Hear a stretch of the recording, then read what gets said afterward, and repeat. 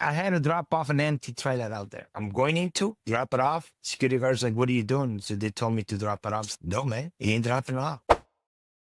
Welcome to This Week in Trucking, the podcast that tells you what you need to know about the trucking market for the week. My name is Caroline. Today, I'm really excited to sit down with my friend, Jose Lozano. He is the owner of MKE Logistics, and he is going to tell us all about how he started and runs his very own power-only trucking business. Thanks for being here, Jose. Thank you for inviting me. It's great to be here with you. All right, tell us, how did you get into the trucking industry in the first place? Before I got to the trucking industry, I did a restaurant business. Basically, I was a chef in a restaurant. And then from there, I became an Amazon driver. Literally, when Amazon decided to do same day, next day service, and I like it. And then from there, I became I started my own company doing like appliances in Wisconsin. We did less about 10 months. And then from there, I learned the way transportation, how can you make money? Yeah. Not easy money because you don't make no easy money. So what I did, I studied the industry for a little bit more. And then from being appliances delivery and services, went to Uber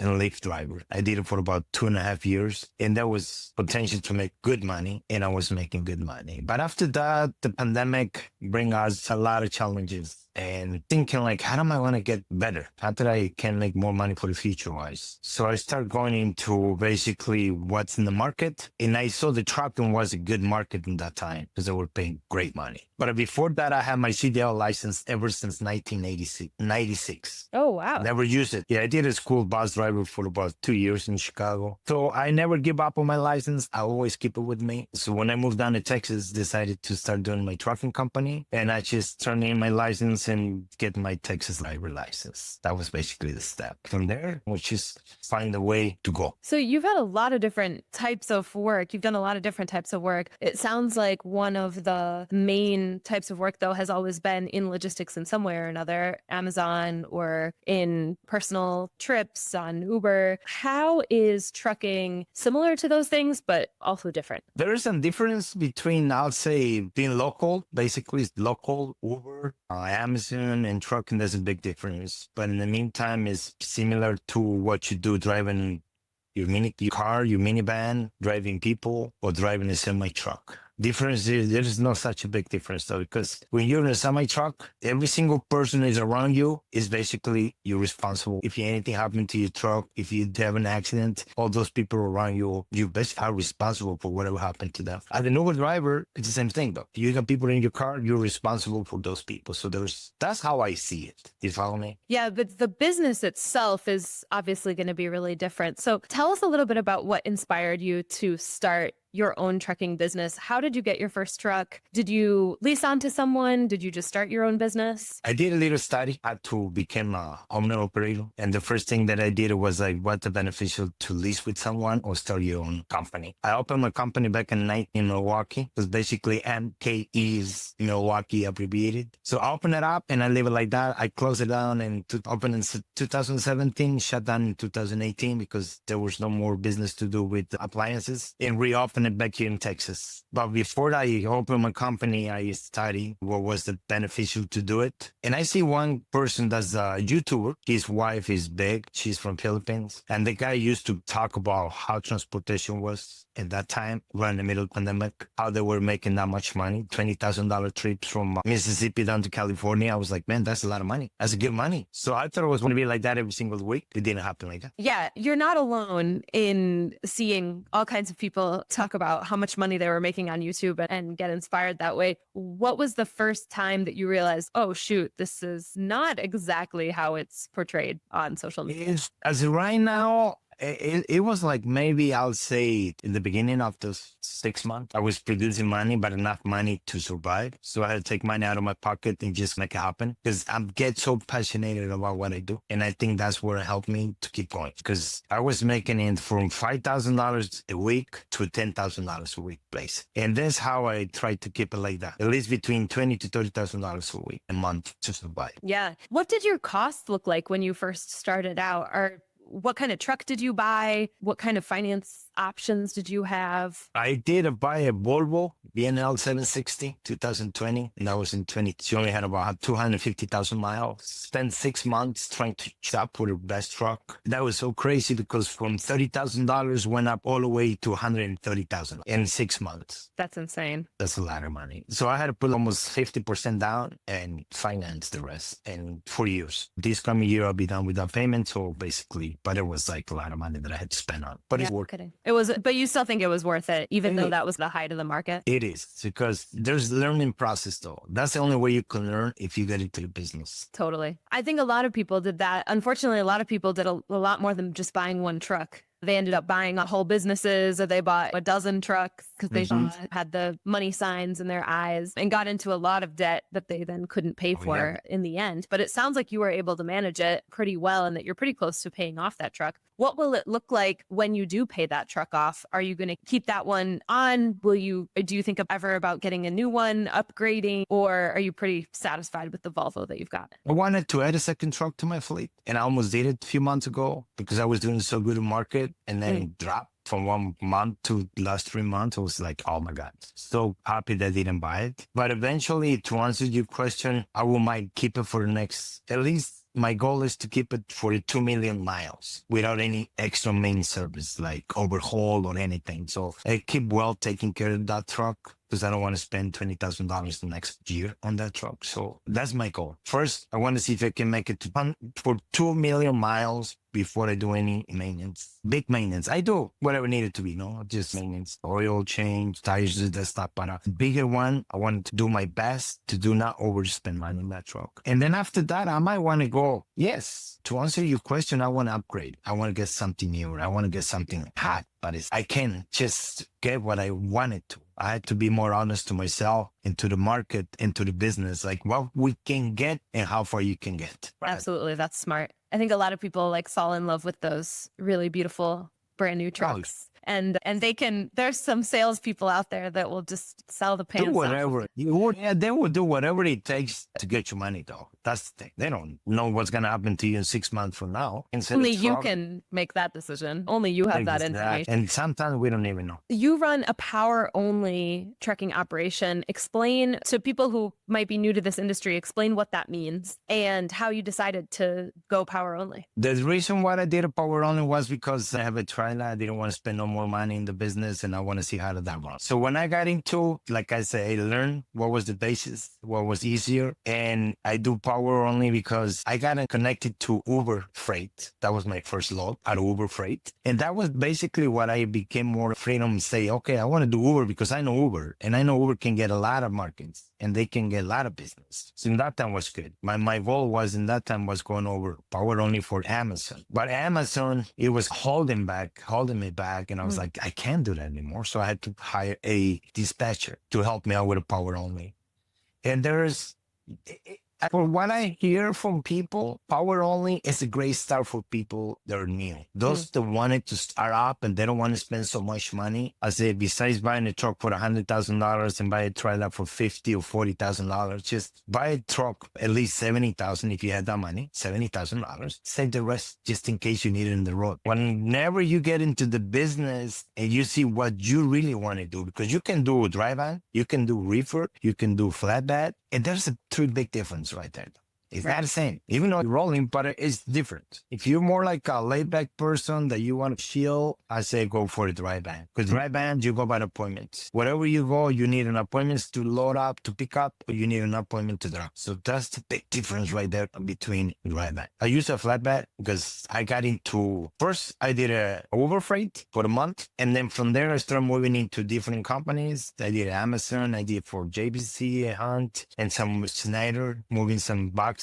But it was not what I wanted to. A friend of mine that I met at a truck stop, he told me just do the flatbed. He connected me to the company from California that was doing power only, that you can basically, they call it something like a load out trailer. You pick up the load, you pick up the loaded trailer out of, and that time I was picking out of San Antonio, going to all over the United States, and use their trailer for 5 days. And you don't have to pay nothing. They were paying for maintenance. Just in case you got a flat tire on the road coming back, they will call the road service and will fix it for you. That's how great it was in that time. That was was the main thing. Now, reefer requires a special insurance for that. Those people that wanted to do, they like to do reefers, they want to do dry bands and do a flat bed. There's a three difference right there. Like I say, I like me personal flat bed because a lot of exercise. You get basically a lot of work to do on, and there's hardly ever you get an appointment. But I pick up my loads. I need no an appointment. I can go in that yard 24 hours a day. They're open for anybody. Pick up my load, drop it off, find a load, coming back, and that's it, basically. Like right now, this company I'm doing just a dedicated routes right now. I pick up a load out of Eagle Pass, basically, drop it off, and they gotta come back in 2 days, drop off empty trailer. Let's talk about that a little bit. How do you get loads today versus when you first started? And you're talking about dedicated lanes. How did you end up getting connected with dedicated freight? I want to go back a little bit more. When I had a dispatcher, he was looking for my loads. And one day we had a controversial conversation. You don't want to hear about this, but and decided to say, you know what, from now on, I go on my own. Because using a dispatcher, first time he dropped me off up in Florida for the weekend, it was a mistake calling between two dispatchers. One say yes, one say no. And I had a load that I was going to pick up in Tampa Bay. When I get there, it was canceled. Friday, 3 p.m. Great. That was first strike. Second strike. I got a load from Texas, North Carolina, and then North Carolina to Pennsylvania, Indiana. From Pennsylvania down to Indiana. So load from North Carolina to Pennsylvania pay almost $4,000 from JB Hunt. A load from Mechanicsburg, Pennsylvania down to Indianapolis paying $2,000. I was like, what happened over here? She's like, I don't know. I had to drop off that empty trailer at Mayors. I had to drop off an empty trailer out there. I'm going into, drop it off. Security guard's like, what are you doing? So they told me to drop it off. No, man, he ain't dropping it off. I said, why not? The JB Hunt. I don't care who's JB Hunt. I was like, JB Hunt's the biggest one in the world, in the United States.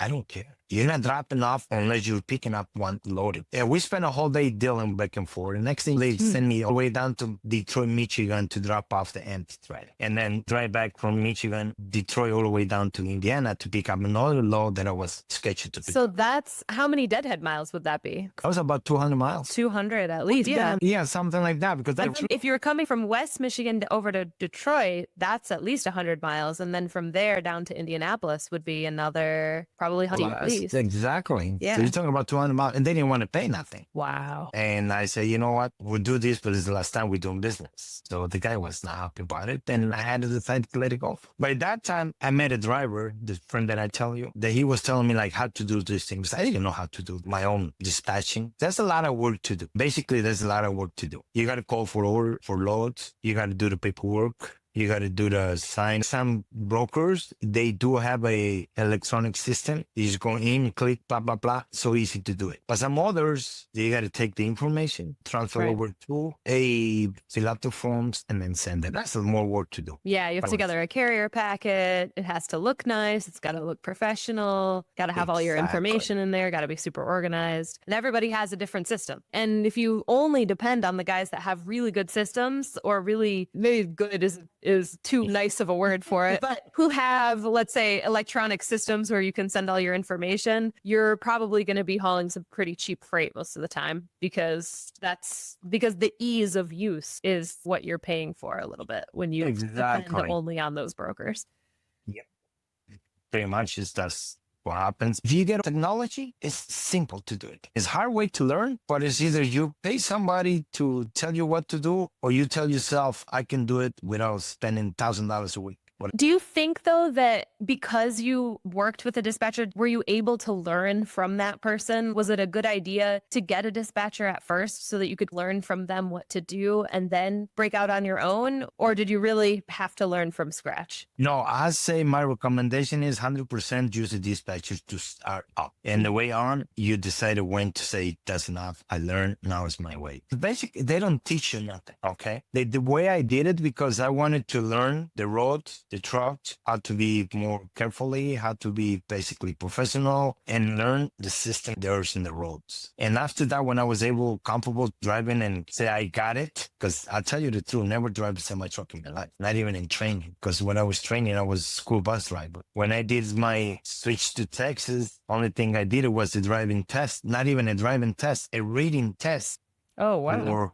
Yeah, I was all lucky though. I went out there, gave my driver license. The guy's okay, CDL class A. All right, commercial, air brakes, combination, all right, you're good to go. And I didn't put any attention to until I got my driver's license. I shouldn't say that, but it's true. I was talking to somebody, and that's not the person's fault that they don't know what they're doing. That's the system's fault for giving people permission to do that. Good for you, because you probably saved some time and money. But there are a lot of people. I was just talking to another carrier yesterday that they said it's the sort of caliber of driver these days has really gone downhill because everybody gets trained now on automatic transmissions, and people don't really know how their truck works, and they don't know the ins and outs. And sometimes we have these drivers that come in with 2 years of experience, and we still have to explain really basic stuff to them. And that's not their fault, right? That's the fault of the system that gave them the license in the first place. Yes. But talking about this automatic trucks is, I say to those people that want to start up a business trucking, automatic truck. Use automatic semi-truck because you learn so many things. If you're driving a stick or standard truck, if you don't have that much experience coming out of the school, buy an automatic truck. Sure. It's want to help you to learn in the way you are going to. Sure. And yeah, a lot of people use automatic transmissions. 80% now. It's huge, right? The transition to that has been enormous, and there are some benefits to it. Fuel mileage being a big one. There are still some people that will claim that they can get a better fuel mileage on a manual. I think that might have been true like 10 years ago. I don't know how true that is anymore. People can debate it in the comments. I'm going to get all kind of hate comments for that for saying, but it is true that you do have to think a lot more and know how the truck works a lot more when you're driving a manual. And that has benefits to it as well. Downhill, uphills is different though. Right. When you're uphills, you don't have to fly. You went up the hill with loaded truck. It's just let them do their job. With the sticks, there's a different system to work on. Down the hill, the same thing though. In my truck, I'm loaded 45,000 pounds down the hill. The jet brakes do the work. I don't have to hit the brakes. Let him do what the system does by himself. That's the beneficial to have an automatic truck for those people who are new. So now imagine it back up to factory. You're trying to find your load, trying to drive a stick truck and it's too much to do on the road. Too much. Right. So learn the business, learn the mechanics of it first. And then start to look and get your own loads. When you started trying to get your own loads, were you using load boards? Were you looking for local shippers? What did you do to get loads when you stopped using your dispatcher? My friend Charlie Reyes, that's the one that I met up in the truck stop, I believe, was dropping up a load. We became so friends that he became basically my advisor. Oh, cool. He was telling me exactly what to do, when to do, and how to do it. And I'm still using his lowboard. Nice. He uses truck stop lowboard, and then we share. Because he's just hearing me. We basically do the same thing. Let's say we go to California next week, we only need to look for the loads coming back to Texas because we cannot go nowhere else. That's beneficial too. So that's basically what I was doing. After when I met up with him, we talked about it, and his recommendation was like, okay, get rid of your dispatchers, start working yourself. Any help, listen to. And sometimes as the truck drivers, listen to other drivers, the advice. They're on the road, they see different things that we do, and that was basically what I did. I was listening to this person, and he helped me out to grow and be success. So you said that you're doing mainly dedicated lanes now. How did you get those dedicated lanes? How did you get in touch with those? There was a company they posted on lowboard their loads.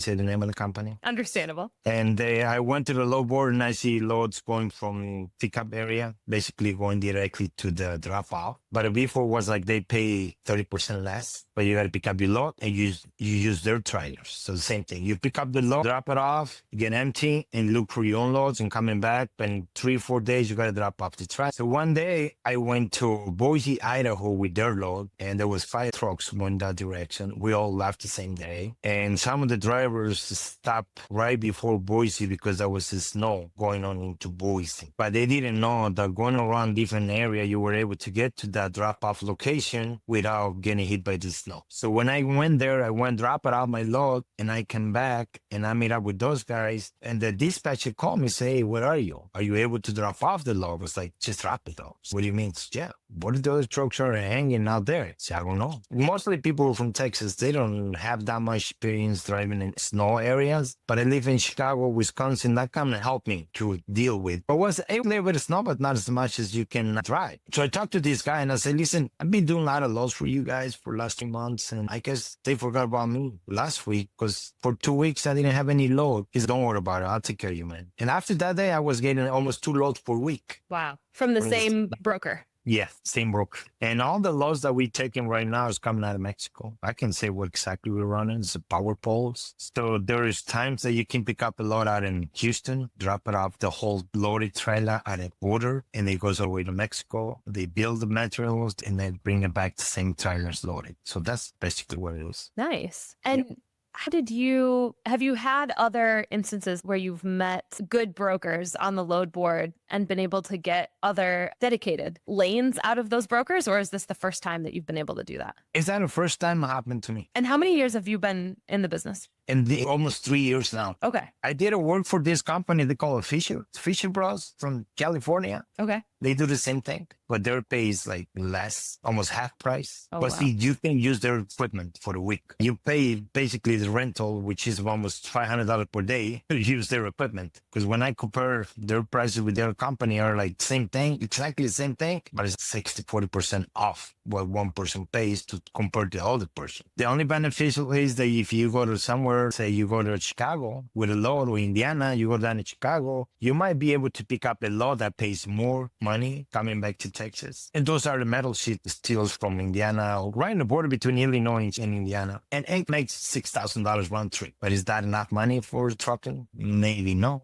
The reality of this thing is not listen to the people how much money make. It's what is going on right now. And I'm not going to say do not watch any YouTubers. Watch them. Look, learn from them. Learn from their mistakes. Because there's a lot of you like to say, what's the best? What's the best? What's the worst? And then you do a balance. What's the best? What's the worst? All right. You like driving? Welcome. You don't like driving? Don't even get into this business. Because this business keep you away from home. It takes about 2 years to feel like, okay, that's exactly what I wanted to do. If you're passionate about what you do, driving, if you think that trucking is going to be your solution, you got to sit down with a wife and have a nice conversation. And I will say, ask yourself, are you sure you want to do this? Do you have the money to invest, but you really want to do this? Go ahead and do it. If you're not secure, not sure about it, don't even try. Money is not going to come to your pocket. You got to go for it. You got to look for the money. You got to look for the opportunities. It's basically you who's going to be working in that truck, nobody else. Even if you have a dispatcher, you got to keep calling your dispatcher. You got to know what you're doing. That's what I'm saying. Look at those YouTubers, see how they talk, and take the best from them. Yeah. That's my advice.